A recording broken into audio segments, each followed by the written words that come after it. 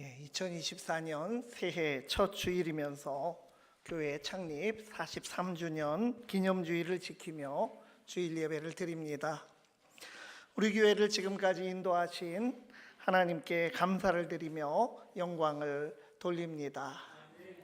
새해 들어 첫 새벽 5일간을 특별 새벽 기도회로 함께 하셔서 그런지 오늘 얼굴이 더 밝게 보이는 것 같습니다.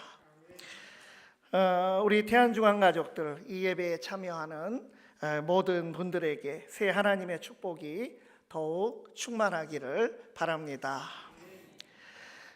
교회는 세상에서 존재하지만 영적 주소는 하늘에 있습니다. 거룩하신 하나님께서 그리스도로 말미암아 베풀어 주신 은혜의 결과로 이 땅에 교회가 존재하게 된 것입니다. 그런데 우리말로는 교회가 가르칠 교자에 모이로 했자 교회로 쓰는데 가르침이 있는 모임 정도의 뜻으로 풀이가 됩니다.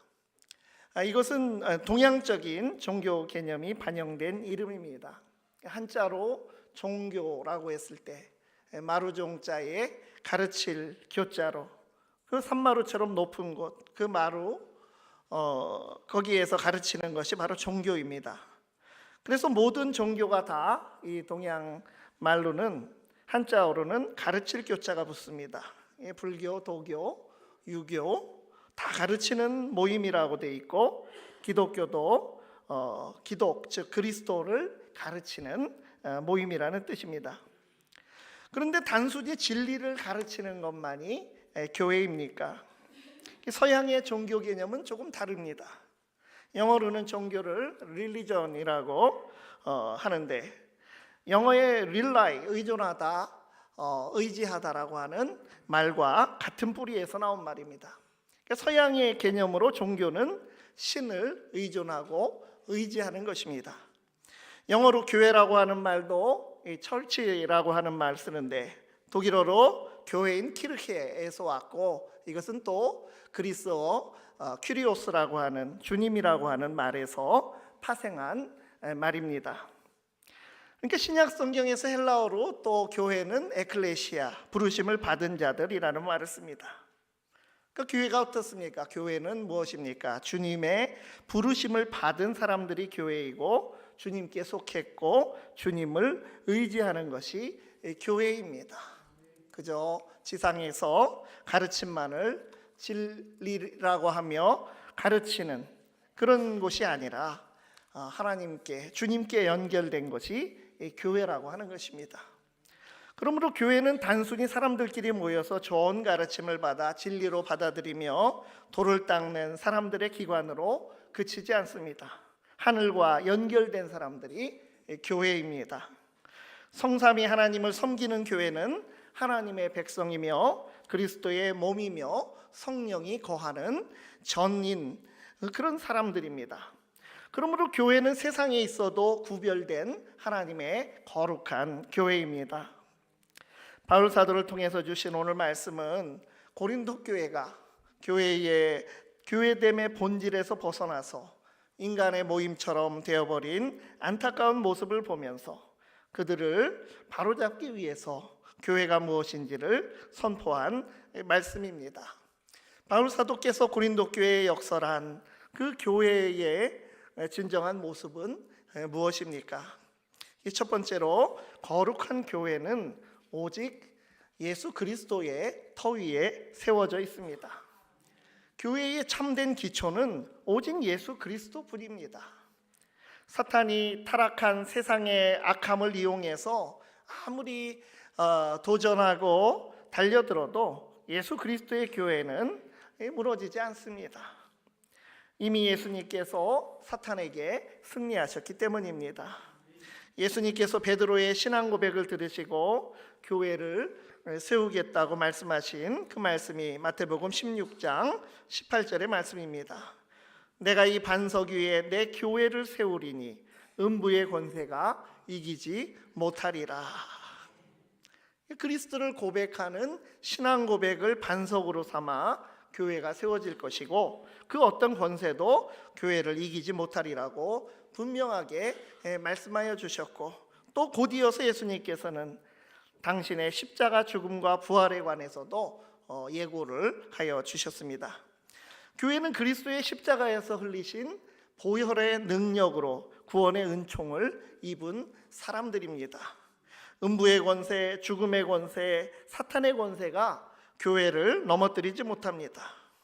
요즘 비록 교회가 부족하고 또 비방거리를 자초하는 그런 면이 있더라도 예수님의 은혜가 온 세상의 오해와 비난보다도 강력하다고 하는 것입니다. 바울 사도께서 로마서에 선포한 말씀대로입니다. 누가 우리를 대적하리요? 누가 능히 하나님께서 택하신 자들을 고발하리요? 누가 정죄하리요? 누가 우리를 그리스도의 사랑에서 끊으리요? 하나님의 은혜는 그래서 놀라운 은혜입니다. 세상의 그 무엇도 예수님께서 흘리신 그 보혈을 무효로 만들지를 못합니다. 우리가 완벽한 그런 교회가 되지 못하고 우리의 모습이 비록 허점 투성이일지라도 우리 자신들의 부족함을 느끼는 것과 예수 그리스도의 교회라고 하는 이 사실은 별개의 문제라고 하는 것입니다. 세상에서 다치고 찢기고 수많은 도전에 넘어져도 예수 그리스도의 교회는 그분의 보혈의 은혜 속에 있으며 여전히 순결한 주님의 신부라고 하는 것입니다. 이미 거룩해졌고 지금도 우리가 성화의 거룩함을 누리고 있고 장차 온전히 거룩해질 교회입니다. 그래서 교회의 참된 기초는 예수 그리스도뿐이라고 하는 것. 아무것도 우리 주 예수 그리스도의 교회를 흔들지 못하고 교회와 성도가 안정적으로 신앙을 유지하는데 우리의 환경을 이야기하고 정치와 경제의 평안함을 생각하지만, 그러나 교회가 그러한 정치적 안정이나 경제적 풍요 같은 그런 세상적인 요인의 기초 위에 서 있는 것처럼 그렇게 생각해서는 안 됩니다. 교회는 오직 예수 그리스도 위에 서 있다고 하는 이 사실, 우리가 이 기본을 분명하게 붙들어야 합니다. 하지만 오늘날 자신의 기초를 엉뚱한 곳에 두는 것으로 보이는 그런 교회의 모습들이 있습니다. 마치 망망한 바다 위에서 든든한 등대가 되기는커녕 고정이 풀린 부표처럼 시류와 또 거짓의 파도에 떠다니는 그런 교회들의 그러한 안타까운 모습들이 있습니다. 교회는 세상과 함께 춤추는 교회가 되어서는 안 됩니다. 세상을 향해서 우리가 긍휼의 마음으로 공감해 주는 것과 또 교회가 서 있는 그 기초, 이것을 우리가 구별할 수 있어야 하는 것입니다. 교회는 예수님께서 우실 일들에 같이 울어야 하고 예수님께서 기뻐하실 일에 같이 기뻐하는 그런 교회가 되어야 합니다. 기초가 잘못된 교회는 세상이 흔들릴 때 같이 흔들리고 세상에게 충성하는 세상의 교회가 되어버릴 수가 있는 것입니다. 교회의 유일한 기초, 바로 예수 그리스도이십니다. 유일한 기초를 버리고 표류하는 교회가 된다면, 그러한 쪽으로 쏠려 있다면 유일한 기초가 되신 예수님의 길로 돌이켜야 합니다.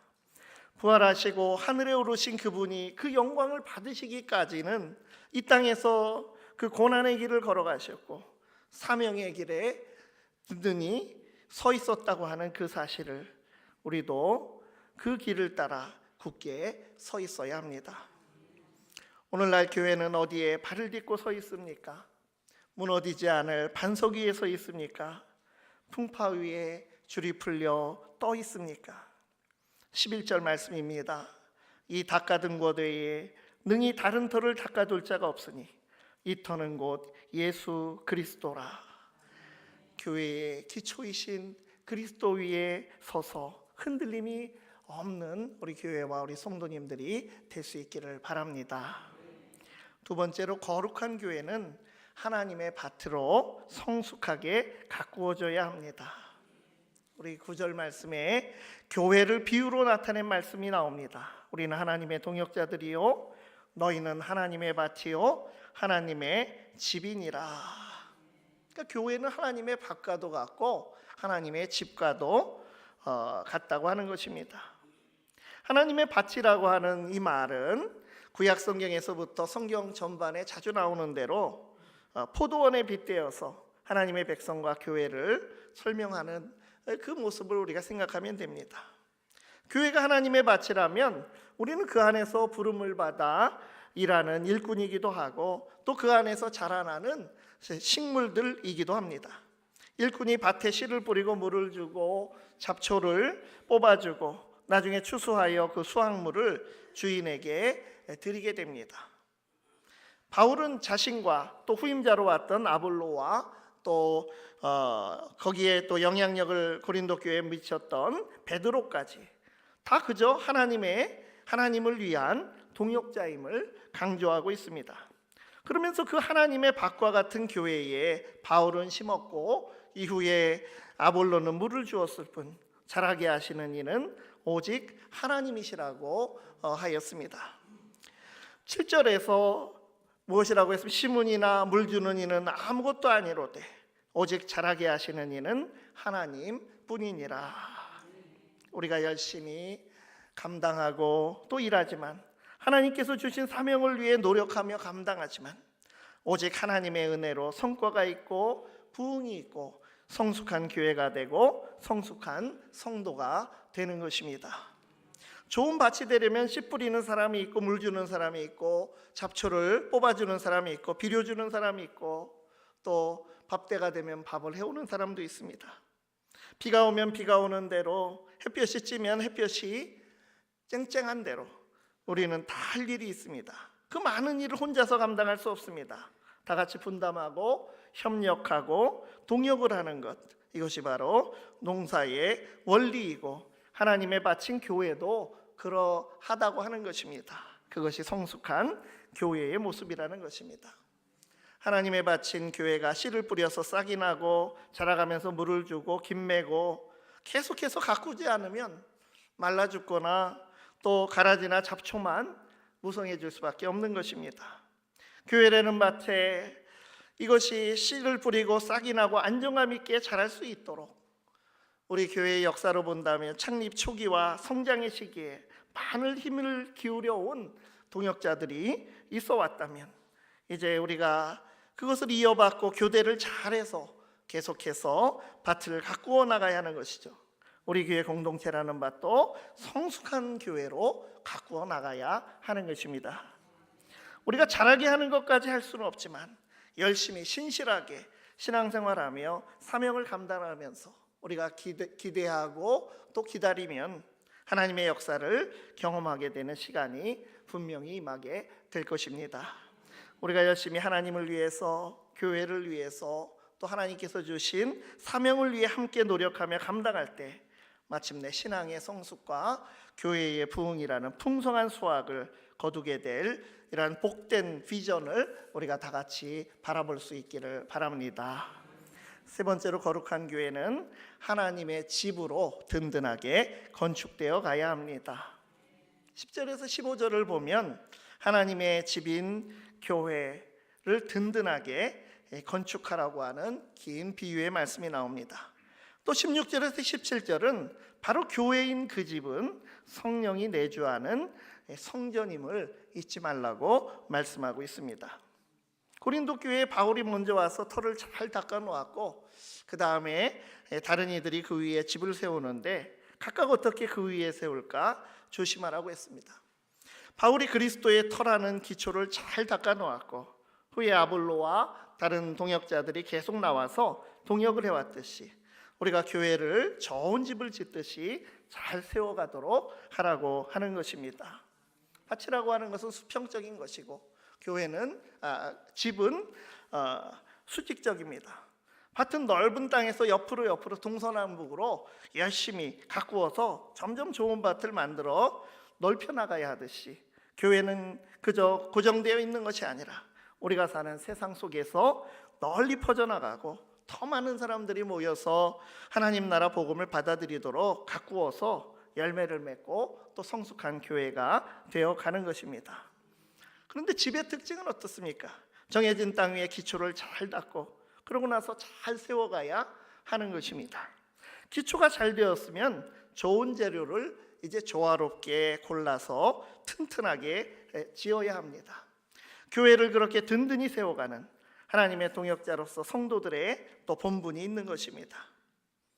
교회가 화려하게 근사한 또 외형적인 건물만 웅장하게 세워졌다고 해서 그걸로 하나님의 집을 잘 지었다, 우리가 그렇게 말하지 않습니다.